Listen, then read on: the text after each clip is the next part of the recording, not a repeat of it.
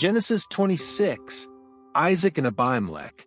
Now there was a famine in the land, besides the previous famine in Abraham's time, and Isaac went to Abimelech, king of the Philistines, in Gerar. The Lord appeared to Isaac and said, "Do not go down to Egypt. Live in the land where I tell you to live. Stay in this land for a while, and I will be with you and will bless you. For to you and your descendants I will give all these lands, and will confirm the oath I swore to your father Abraham. I will make your descendants as numerous as the stars in the sky, and will give them all these lands, and through your offspring all nations on earth will be blessed. Because Abraham obeyed me and did everything I required of him, keeping my commands, my decrees, and my instructions." So Isaac stayed in Gerar. When the men of that place asked him about his wife, he said, "She is my sister." Because he was afraid to say, "She is my wife," he thought, "The men of this place might kill me on account of Rebekah, because she is beautiful." When Isaac had been there a long time, Abimelech, king of the Philistines, looked down from a window and saw Isaac caressing his wife Rebekah.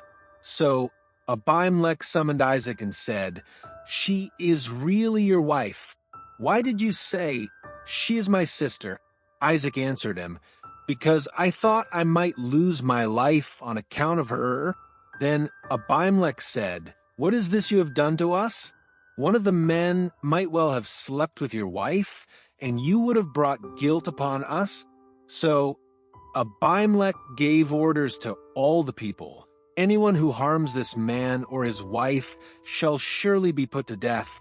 Isaac planted crops in that land, and the same year reaped 100-fold, because the Lord blessed him. The man became rich, and his wealth continued to grow until he became very wealthy. He had so many flocks and herds and servants that the Philistines envied him. So all the wells that his father's servants had dug in the time of his father Abraham, the Philistines stopped up, filling them with earth. Then Abimelech said to Isaac, "Move away from us. You have become too powerful for us." So Isaac moved away from there and encamped in the valley of Gerar, where he settled. Isaac reopened the wells that had been dug in the time of his father Abraham, which the Philistines had stopped up after Abraham died, and he gave them the same names his father had given them. Isaac's servants dug in the valley and discovered a well of fresh water there. But the herders of Gerar quarreled with those of Isaac and said, "The water is ours." So he named the well Esek, because they disputed with him. Then they dug another well, but they quarreled over that one also. So he named it Sitnah. He moved on from there and dug another well, and no one quarreled over it. He named it Rehoboth, saying, "Now the Lord has given us room, and we will flourish in the land." From there he went up to Beersheba. That night the Lord appeared to him and said, "I am the God of your father Abraham. Do not be afraid, for I am with you. I will bless you and will increase the number of your descendants for the sake of my servant Abraham." Isaac built an altar there and called on the name of the Lord. There he pitched his tent, and there his servants dug a well.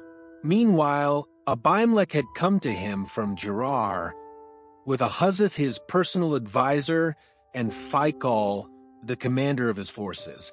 Isaac asked them, "Why have you come to me, since you were hostile to me and sent me away?" They answered, "We saw clearly that the Lord was with you. So we said, there ought to be a sworn agreement between us and you. Let us make a treaty with you that you will do us no harm, just as we did not harm you but always treated you well and sent you away peacefully. And now you are blessed by the Lord." Isaac then made a feast for them, and they ate and drank. Early the next morning the men swore an oath to each other. Then Isaac sent them on their way, and they went away peacefully. That day, Isaac's servants came and told him about the well they had dug. They said, "We've found water." He called it Sheba, and to this day the name of the town has been Beersheba. Jacob takes Esau's blessing. When Esau was 40 years old, he married Judith, daughter of Beri the Hittite, and also Basemath, daughter of Elon the Hittite. They were a source of grief to Isaac and Rebekah. See you tomorrow for the next episode. Bye.